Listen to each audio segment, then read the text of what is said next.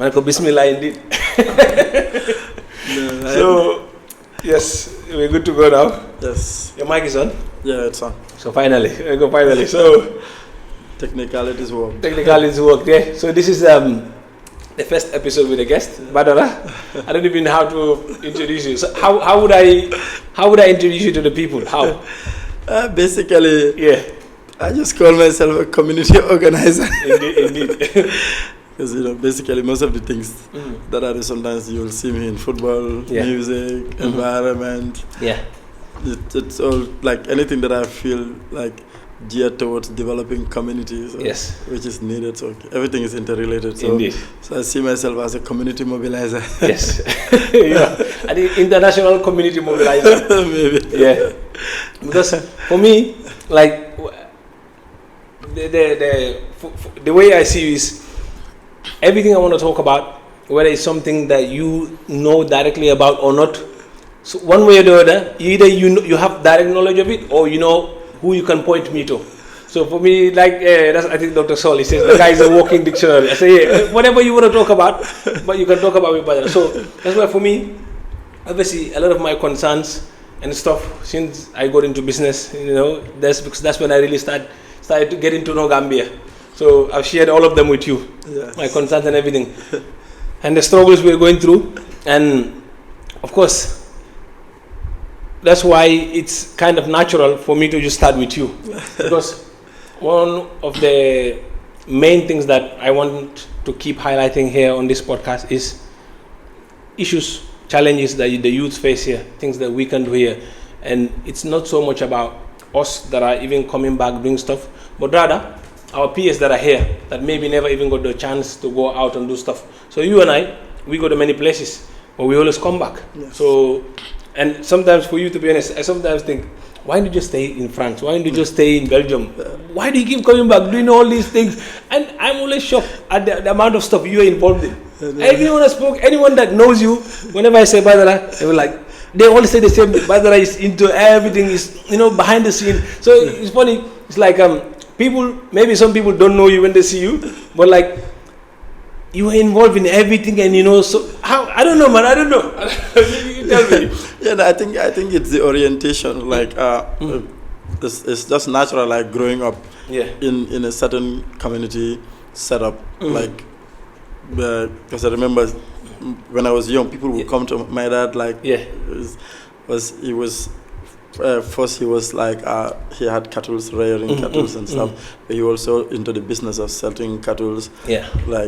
So we had like a lot of people coming to our house because it was the only fuller compound within the area, and then so that kind of exposed me to a lot of things at an early age. And then I was the only boy at home because my older brothers were all studying in Senegal. My sisters, they got married, so I was the only kid at home. So this exposed me to a lot of many people, people from different backgrounds, experience, and so I was able to even speak Wolof at an early age at home, like predominantly in the Mandinka community. And then there was this football field just next to our house where we will be playing. And at some point, I see the need to put people together. So that was when I started this community activism at an early age, like organizing football tournament, because it was something that young people were attracted to, and then kids below my age would come, and then they said, we want you to be the coach, our team coach and stuff.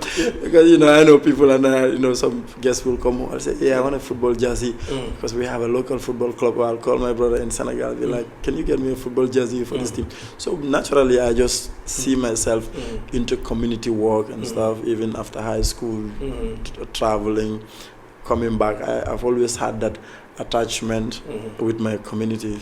Sometimes very stubborn because like you see certain things happening in other communities, you want it for your community, but then people in your community don't have that exposure, so it's only few who would share that mindset, that dream. So sometimes it get me having classes with people, especially the older class. No, you have to take it easy, there's the energy been there. So we started a lot of non-profit organization way back since 25 years ago. So now I look at these organizations, they're still thriving, and then a lot of people had that life experiences dealing with those initiate this. Like, I was just sharing with a friend that I was shocked to find out, like, some boys who were part of our academy, they were not very good footballers, but, we were able to keep them in the football academy.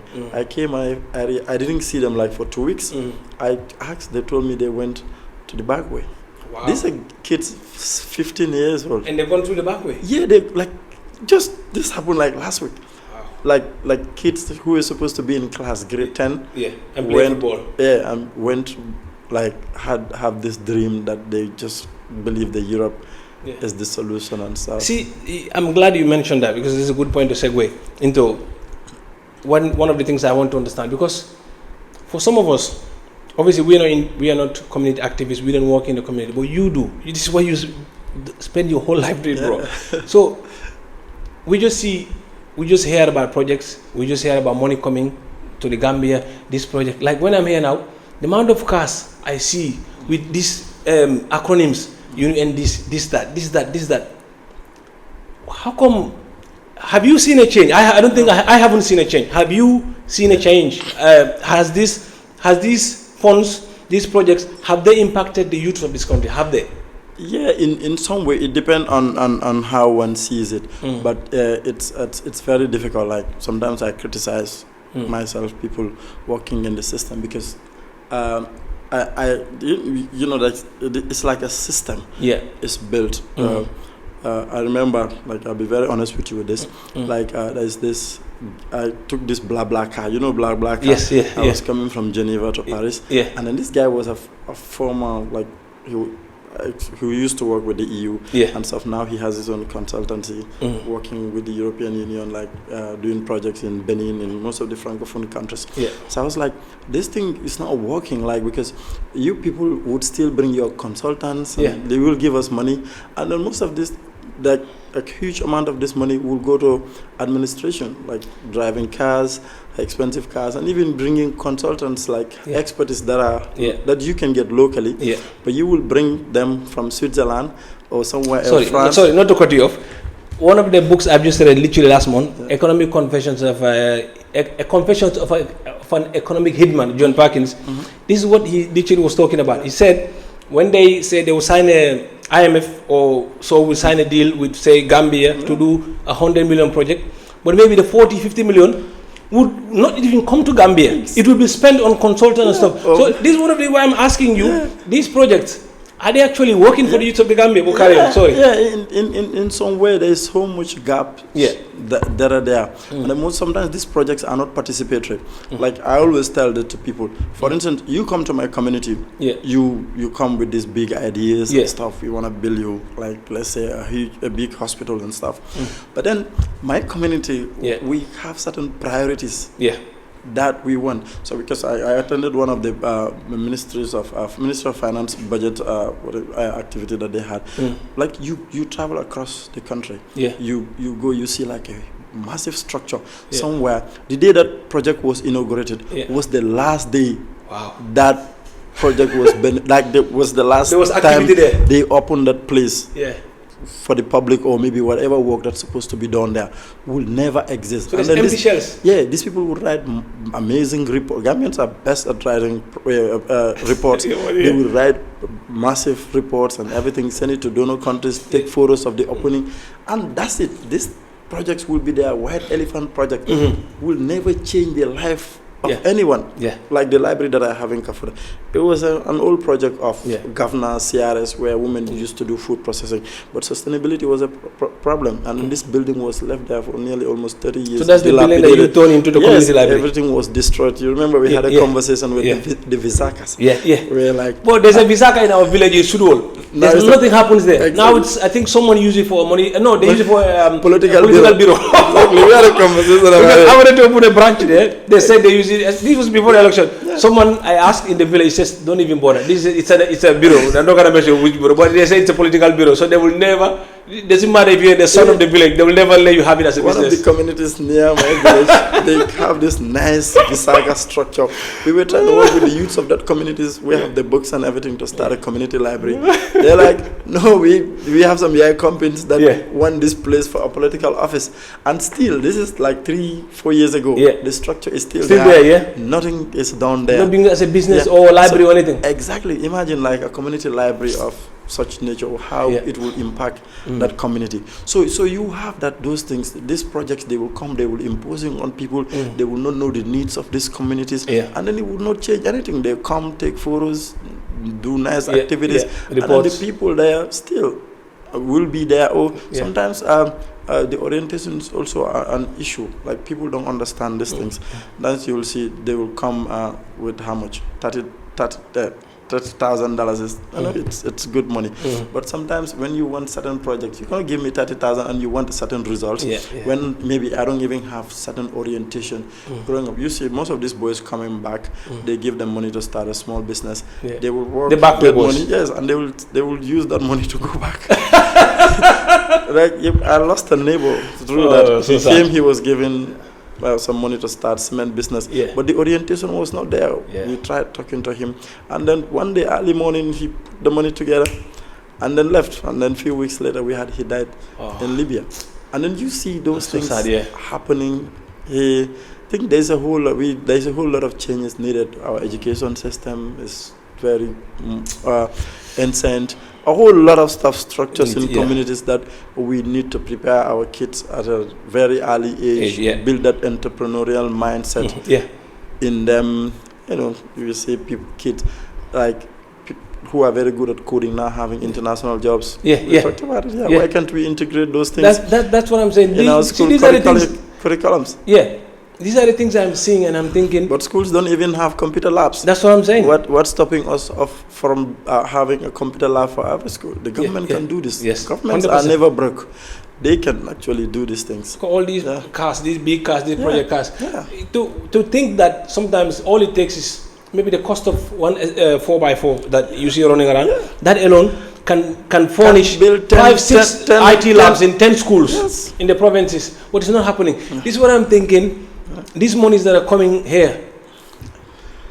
All of them, all these monies are going back to administration. Your friend, Sowe, when you left us, King Baker, he said to me, we were talking about something similar, about when I said, I gave an example of how someone that does a certain job for me, okay, I pay him $1,000 a month. Okay, he just basically waters my flowers when I'm not here. Literally.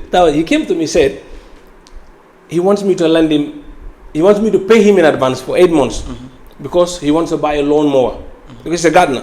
So because when he goes outside, he doesn't have a lawnmower. So I just started thinking, I said to myself, of course, I will lend you that. I'm not giving it to him. It's a loan. I'm just paying him in advance. When I'm not here, he does the job anyway. So this guy only needed $8,000 basically to start a business. $8,000 is 120 pounds. So I mentioned that to your friend.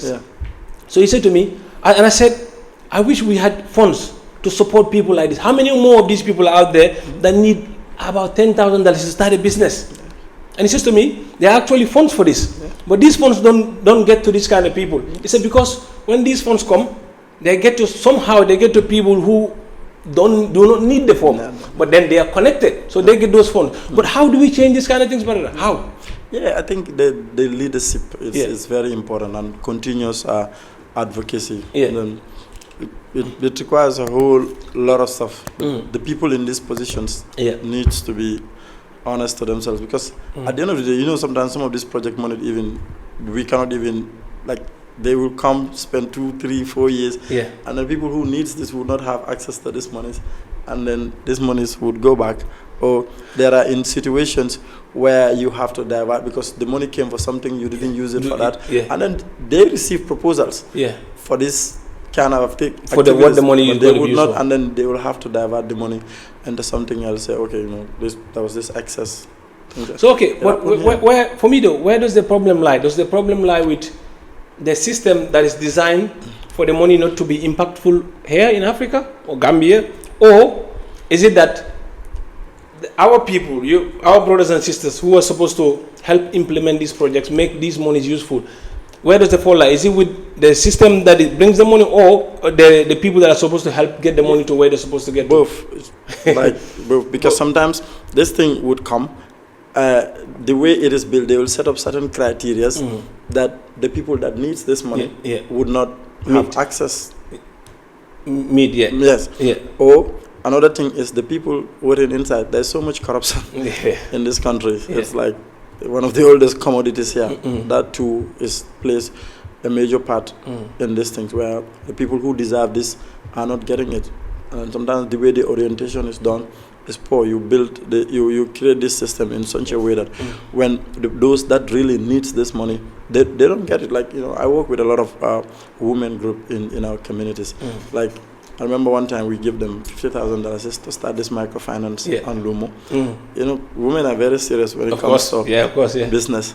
And then it was in no time they doubled this money, and then the money, the capital that we gave them, we gave it to another group. Now they're doing food processing, they're doing stuff. When they have activities, they do this tie and dye, they do their own stuff, buy it, and then the capital is revolving. And it's working, it's really working out well. But only if we could get stuff like that to be replicated in more and more villages. Soon we'll see changes, but if that doesn't happen, we will never see changes. All we see these big pickup trucks and 4x4s, air-conditioned cars going up and down, writing reports. You spend all the money on fuel coupon, on administration, like salaries, rentals, and when this money is like, at the end of the day, you spend, let's say, 75 or 50 or so % on that, and then the beneficiaries will just get 10%. But when it comes to the countries, whether they're serious about it or not, like Germany, Italy, the funds that they give to places like Gambia to help the youth, to keep the youth busy. These funds, though, do you think they will ever actually the goal will actually ever materialize to stop to keep the youth busy? Because, like the Christians say, the devil create work for idle hands, something like that.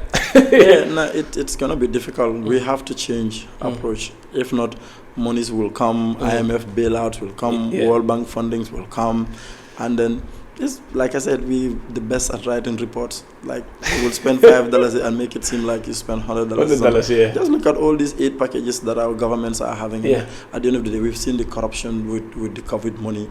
Like everywhere, we saw the last time some monies were spent in a different way, that the government had to create like a bargain to refund this monies. I remember that. Because it wasn't spent for what it was meant for. And then we have to pay it back, and now the government had to shoulder the responsibility for someone else who was supposed to pay the price. So it's never going to change anything. But like imagine the COVID, we had to use that money judiciously, because we saw all the gaps that the country was facing when the COVID came. People were not going to school and stuff. Why couldn't we use that money to build resilient communities and IT structures? Exactly. Like these climate change funds that are coming here the same day, workshop every day. Like, these things will never solve, will never bring sustainable solutions to problems in the country. Like farmers, you will see government will subvent fertilizer and everything. At the end of the day, this fertilizer will go outside of the country, and then farmers would continue to be poor, and you cannot continue having this workshop at Caraba Hotel, now the Caraba Center, the conference, and Caraba, and then the people that matter are in the villages. True. But are you hopeful? Do you think? Are you optimistic or are you pessimistic about?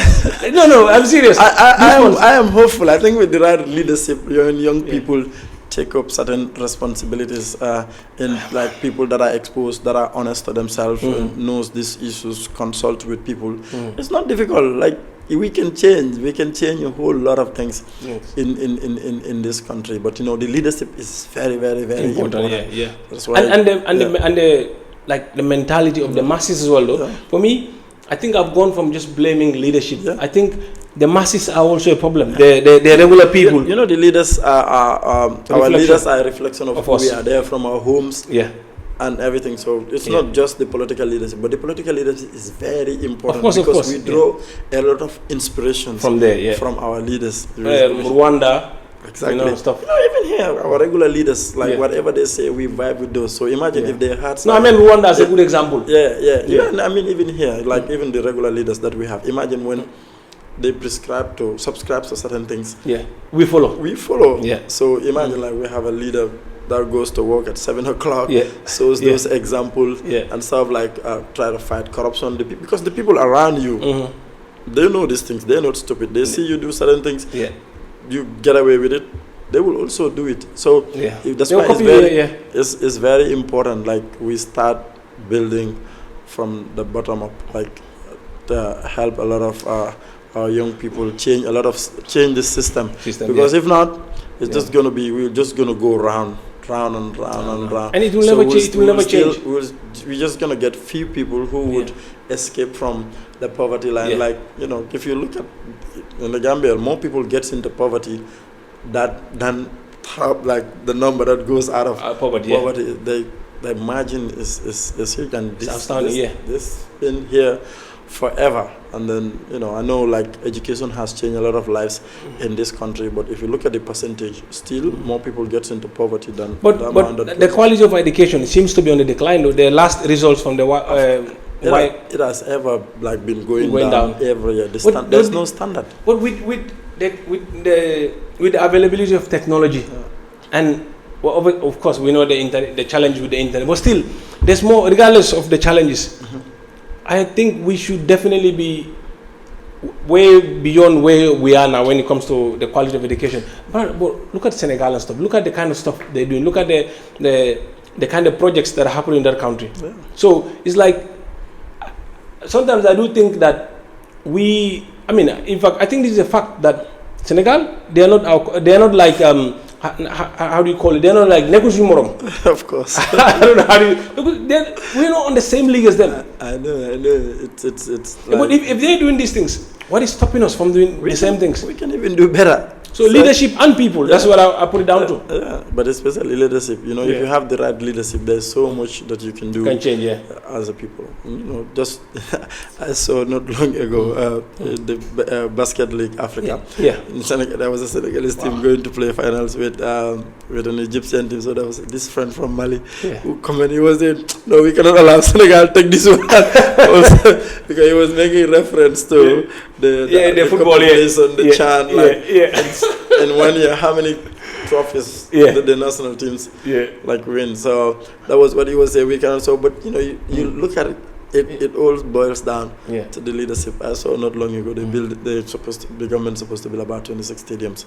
And so 26 stadiums in Senegal. Regional stadiums. Wow. So with all the political situation happening, in the country, they're still doing stuff. They when it comes to development, the orientation is next level. But for us here I think the only changes I seem to see, apart from obviously this OIC road, it seems like it's all being done by individuals and people and just private companies. So, like you're in the diaspora, you know how much money people send through you. This is what is holding many families here. Nearly $1 billion coming to Gambia. Look at this OIC road. I saw somewhere it's almost about 800 million or so that was borrowed to build these roads and stuff. Gambia, what are we producing as a country? So many questions over the quality of the road. And another thing though, I don't see many people working on this road. I would have assumed or imagined that this road would be I'm not an engineer to create jobs and jobs. You should see like so many, like I remember the Chinese aid road because it goes all the way to Koina. A few years ago when I went to Sudol, my village, and Koina, we had people from our village, they were working on those roads and stuff. But why isn't the same thing replicated here? Why? Because like especially the rainy season and everything, I would have imagined that this would have been 24 hours and then have lots of Gambian youth working, and those are skills. But I didn't see that happen. I barely see people working. All you see is just the diggers and stuff, and a few people standing around in high-vis jackets. Even before, like I remember when CSE were doing road construction maintenance some years back on the South Bank Highway. They created depots. CSE is a Senegalese company? Senegalese company, the Sowe family.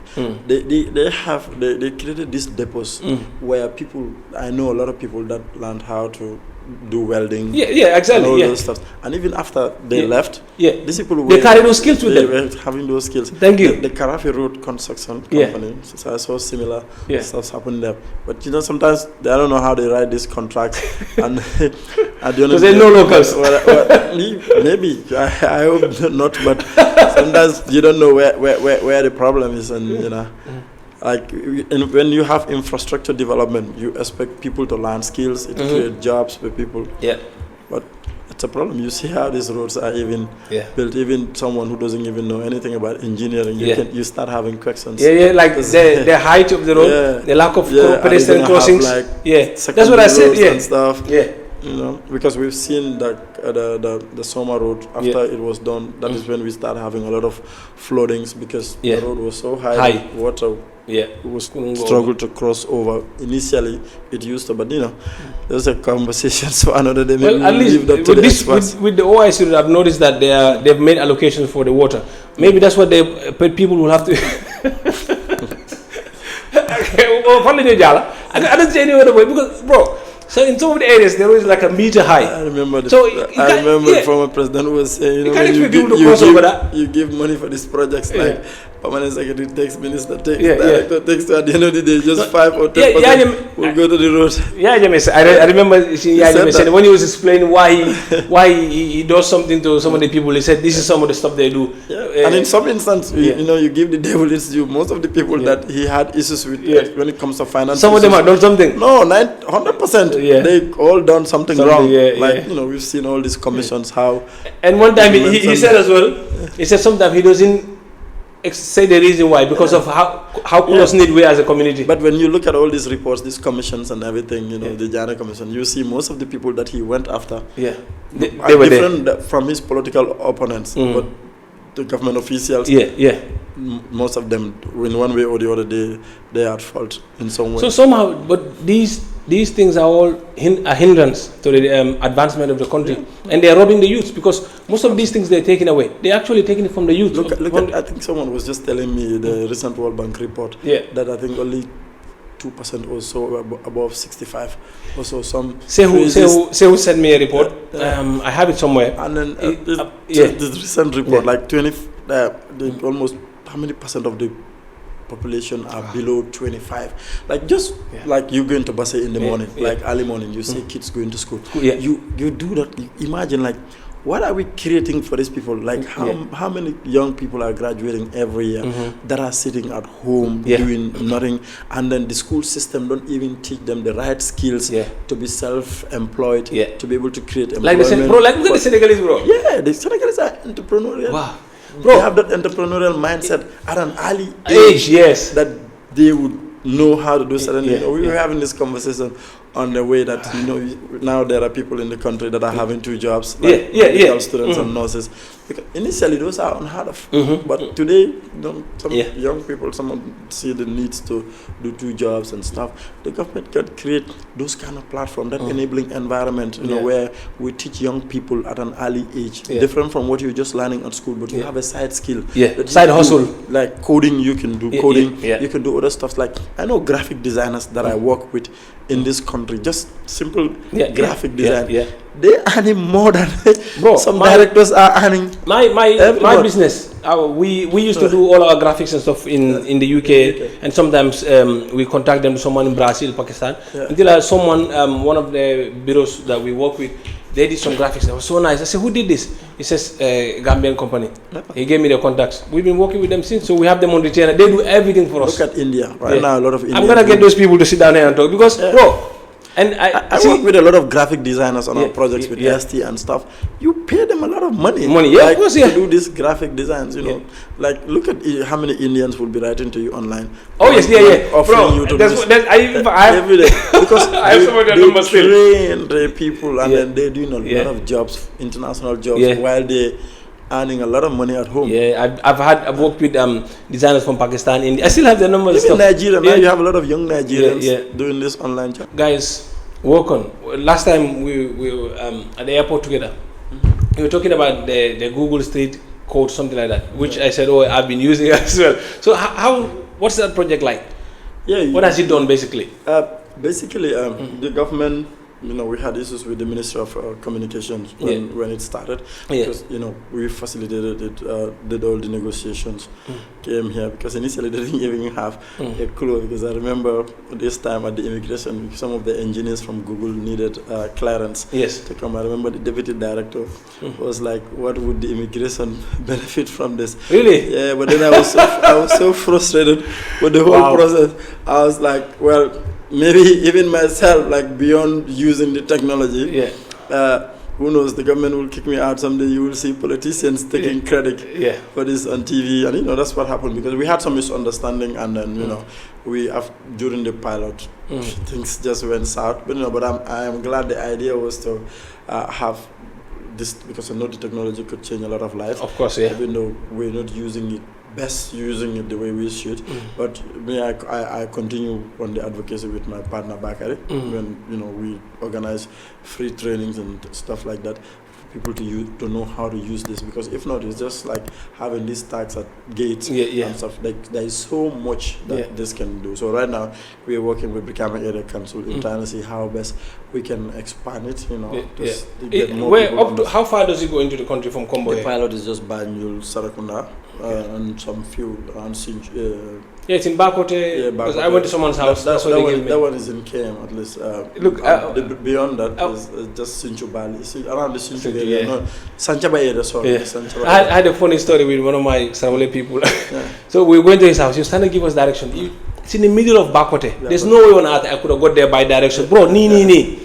So I said to him, give me the code on the gate. He said, obviously he doesn't know how to tell me the code. I said, send me a picture of it. He said, no. When you come to this big tree, I said, no, please just send me a picture of the code, the Google code on the gate. Oh my God. So finally, I said, give your kid the phone. So I said to the kid, send us a picture of the tag on the gate. He did. 10 minutes we were there. So I was like, oh my God. That's one of the problems. Because, but do people know it works? Many people don't. Many people, even people that you would expect to know. They don't. It's sensitization. That's what I was telling you earlier on when it comes to participatory. Involve the people. And the planning of these things. If not, it's like it's just about the mindset. You can have something life-changing stuff in your house. You'll be struggling to have some getting solution for other stuff when you actually have it in your house. So the plus code is that. So for me personally, because it's technology that can change life.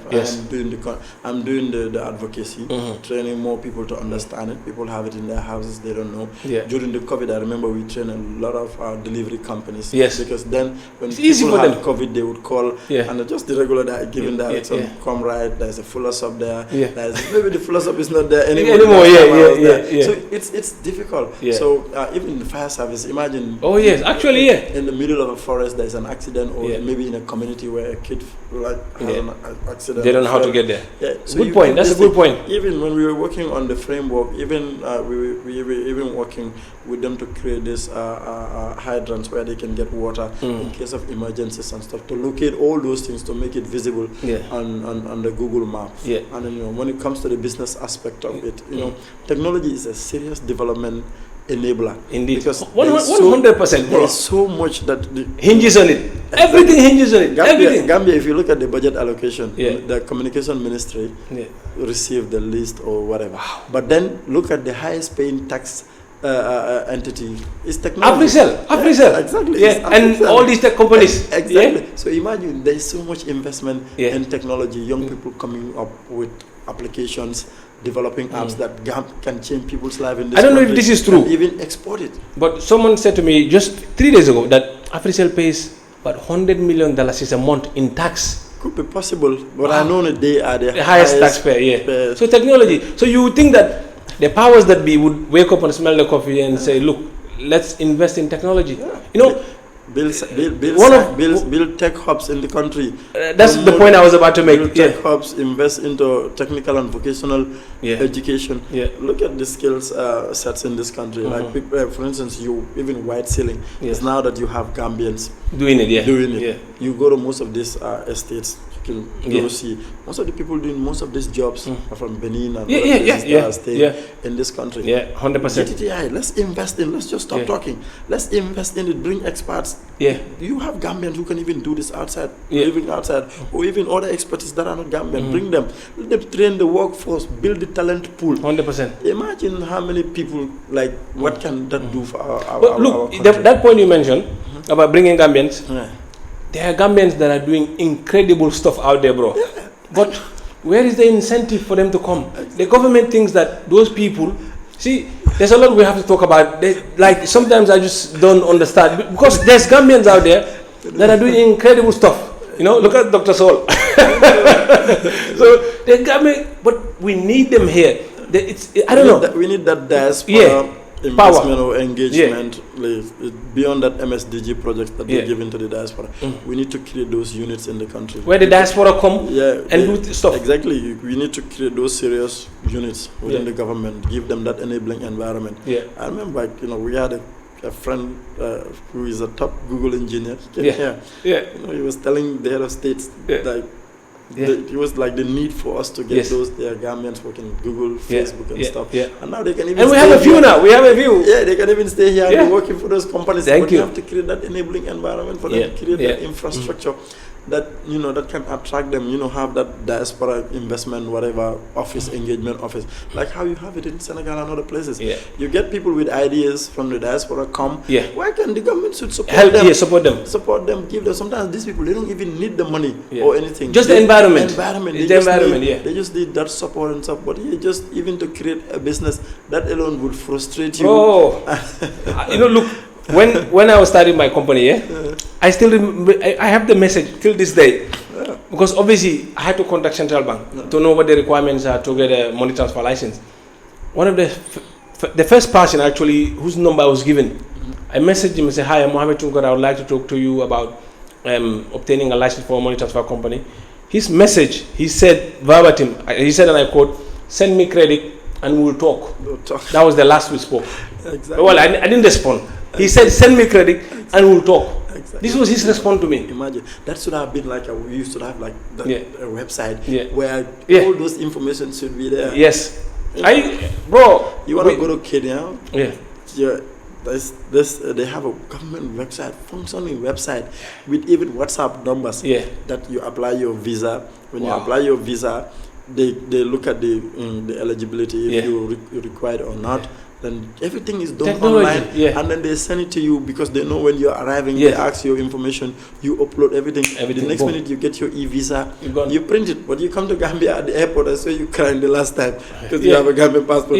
But imagine, you come the struggle that people have to go through. Just even simple visa. Sometimes you have to go to immigration, get a clearance for someone, send DHL that clearance to somewhere in Zimbabwe because the person want to come here for something that is going to enrich the life of Gambians. You come at the airport, even getting that clearance for 3,000, you get the hassle that you get at the airport. Now that we have this security report, don't get me started on security report. So it's don't get me started a problem.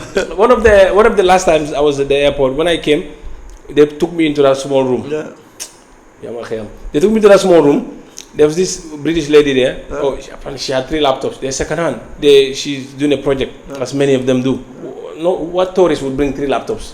So, and they were trying to make the lady pay, I don't know how much. And she was saying, "These are gifts. These are gifts. We run a project here. These are for your people." The man was like, you still have to pay money. I felt so bad. I'm like, I guarantee you they were not trying to make her pay money official. They were trying to make her just give them something. They wouldn't even issue receipts. But would you know how rather you try that? You should do that to a Gambian, not like sort of an outsider who is coming here to help. And this person is not coming here from the UN or IMF. They're coming there as these own individual people out of their own goodwill. Running these projects, putting their own money in these projects. I know, raise funds. Raising funds. You have to go through these struggles and everything. I know. No, but for me, it's really sad. Like that's what I'm saying. We are our own biggest enemies. We are our own brothers. We are our own biggest enemies. So the airport, no, bro. Don't even get me started on that place, man.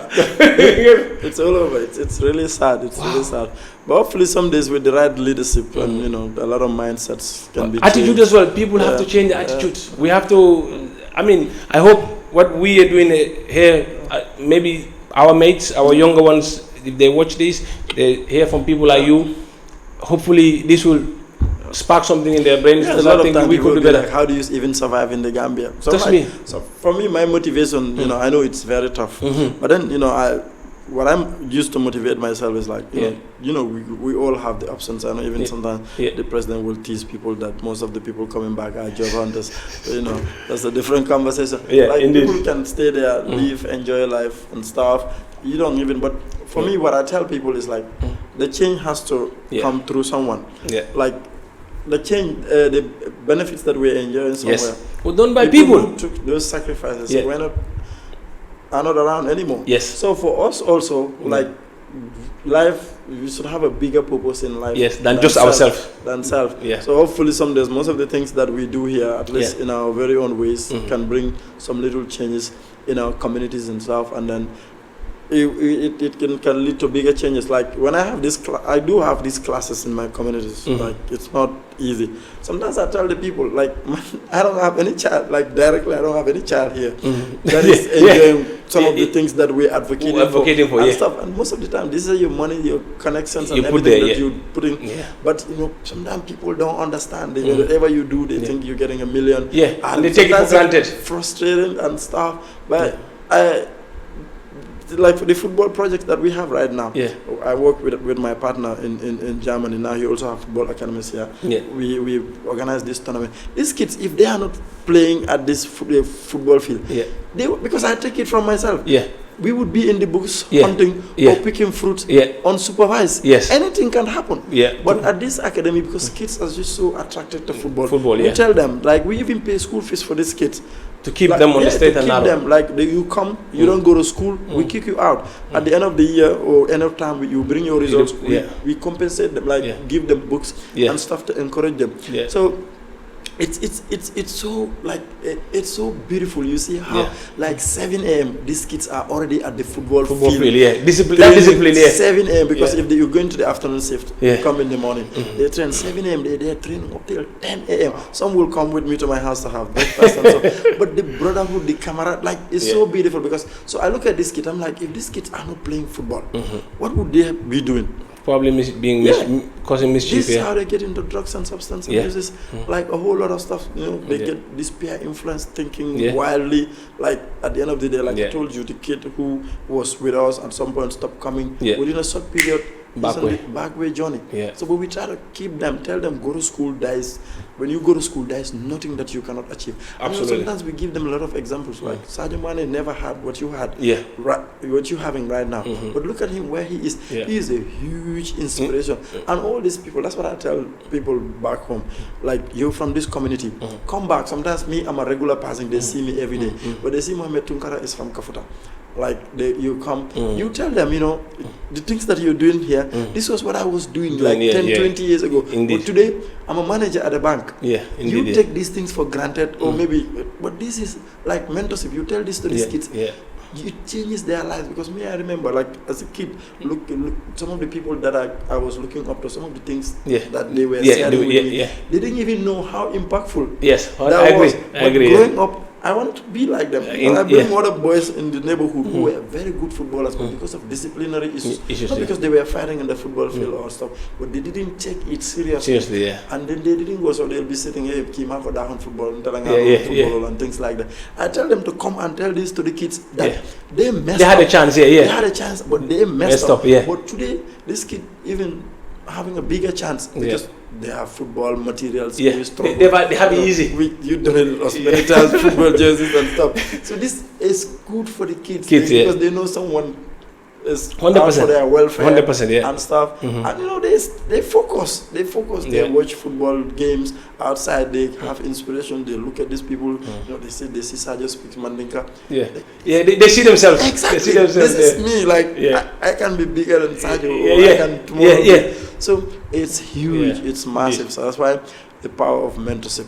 So this is why I am so much involved in my community, because I believe that's the only way that we can change a whole lot of stuff in time of all the things that we do. But do you sometimes ever get tempted to say, you know what, we just go go back to Paris, get a job, just live the life. Do you not get tempted? It happens especially when your friends are doing that. When people, no, seriously, when people who came, met you there, and there's no way on earth they're smarter than you, and they're probably millionaires, but do you not get tempted? Yeah, it happens every day. It happens like every day. Sometimes you would be like, why am I even doing this? Like, you don't even get praises for it.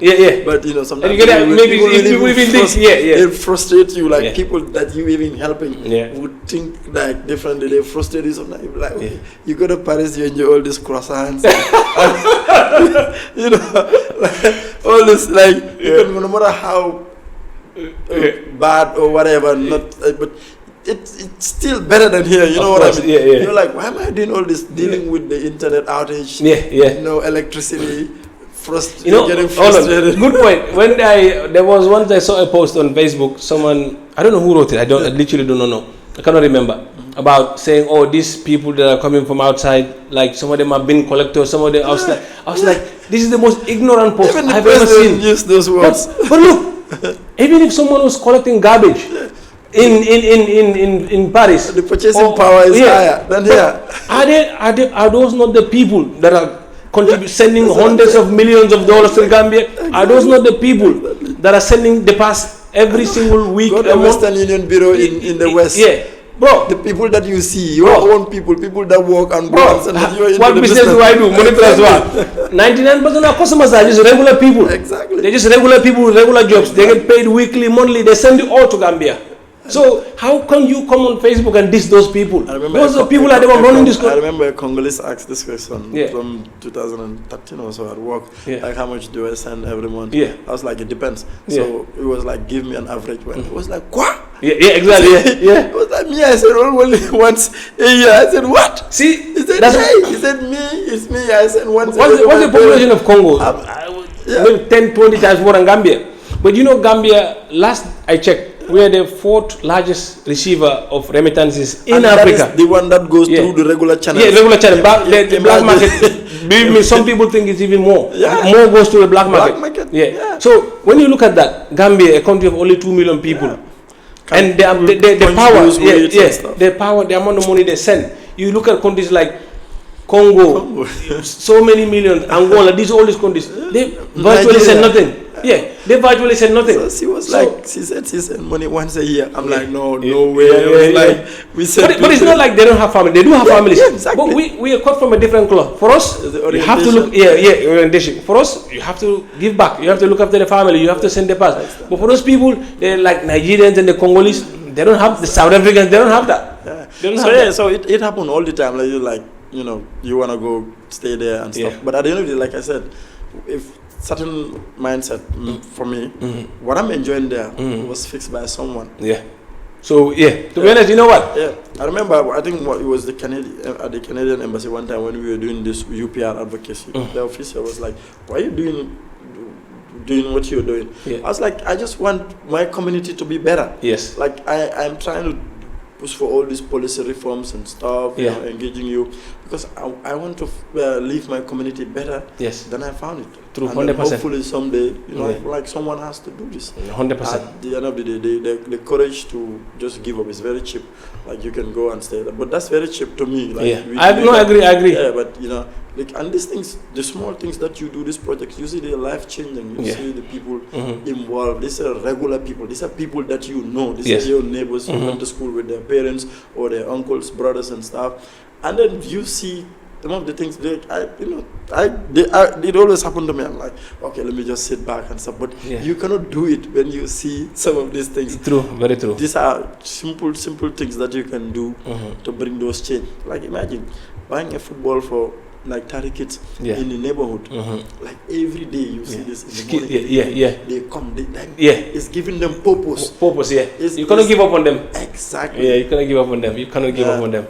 It's a tough one, but hopefully things will change. But for me, to be honest, I'm always fascinated by what you do. The library program, most of the kids attending the library, they're doing very well in high school. Sometimes I will one kid will pass through our system, will just graduate at a university, master's, bachelor's, will tag you. You know, like, of course, money cannot buy that. Like, no way. So no you started with these kids, like it was through your mentorship, your programs, that now you know, their lives have changed, and then they're changing the lives of the people around them, their families and stuff. And then, you know, you just take like, okay, 10, 15 years ago, you know how this family was, but today someone made the revolution, went to school, and then you contributed through the initiative that you created, like the library project that you had, a sponsorship project that you used to do fundraising for them and stuff, has changed, contributed towards changing that kid's life.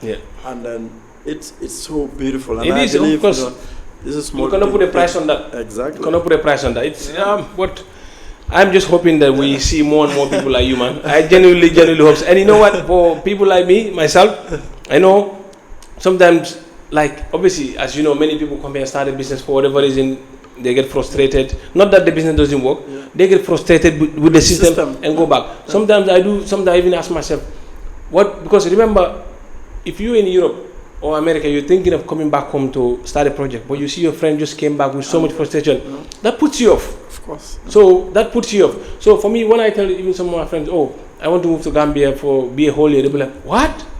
I'm like, is that not where I'm from? So I do say that, but in the back of my mind as well, I do think of people like you, who could be anywhere in the world, living the life, especially with all the connections that you have. But no, you're still here, in Kafuta, you're going to this village, you're going to I'm like, wow. So you people, as well as you motivate these kids, you are also a motivation to people like us, genuinely, because it's easy, because like, you have to remember Gambia, sometimes I feel like, in other countries, how the systems are set up to welcome the diaspora to come back home and invest and do things. Gambia it's the opposite. It's like everything is set up to frustrate you, so you pack your bags and go back home. And people feel threatened by your presence and stuff when they could work. When they should work with you. A win-win. So because the diaspora is a very powerful resource that the government, the communities can use. Because you go there, you work, you bring foreign exchange. Beyond that, the experience, the knowledge that you can bring and share. The different mentality. How you can mentor, inspire a lot of people. You know, we do this tree, the million tree that we champion with ST. So you go to these communities. You tell them, don't cut your trees. But they don't know. They don't know. Why you coming here? What interest do you have? I'm like, no. Like, we did this. There is almost zero funding. Nobody gives us money to do these things. Like, this is our own money that we put together and stuff. Maybe last year we had like few institutions that bought few trees and few individuals donated 10 trees, 50 trees and stuff. But beyond that, you tell these people, like, this is for your own good. It's your own village. You don't live there. I've done that in my community because we had an issue where the people were just cutting the forest. I was like, we came together. We said, can we put a belt around here, tree belted? After 15 years or so, I come back. This place is protected, bro. Yes. So it's like, and we need more of that. I look at the photos when we started. It's like, so today some of the people trying to cut those trees, never participated. I call them like, you know, when we were doing this, you people over here, you never participated because you thought it was impossible. But look, down the line, 10, 15 years, these trees have protected here. Let's do more. Let's each plant a 100%. tree. Adds up because there is so much opportunity 100%. that these things are doing. But 100%. For us, we just look at it. I remember last year someone was like, this thing that you are planting is not going to benefit you because you know this mahogany would take 30 years to mature, 40 years. But it's not about you, it's about the like, but the one that we are cutting today. It was planted by someone else 20, 30 years ago. Who we didn't even know. Today, those are the trees that we are cutting today to make firewood, sell and everything. So we have to also, it's our responsibility to plant for the next generation. Just like it was done for us. For us. So if like those people were like, no, because we're not going to benefit from this, will we be enjoying? So it all comes back to the mindset. It's a sad case, and it's a conversation that will go on and on and on. So I do hope that, you know, I do hope that more and more people keep speaking and their minds keep changing. But we have a long way to go as a country. Exactly. But thank you so much for this, man. Thanks, man. Hopefully, this is going to be the first of many. So this is going to be the first of many because with you, bro, there's so many other things we could be talking about, but we cannot do all in one sitting. I know. So we just keep going and going and going, inshallah. But this is good. Keep it up, and thank you, bro. So like you never know. So one who is watching this somewhere, indeed, we hope we inspire someone, and then get more people on this platform. Indeed. Doing various stuffs around the world and even in the Gambia. Like the little things to share. Hopefully Indeed. it would lead to bigger change, and then we keep the positive conversation of course going. Have this positive vibe always.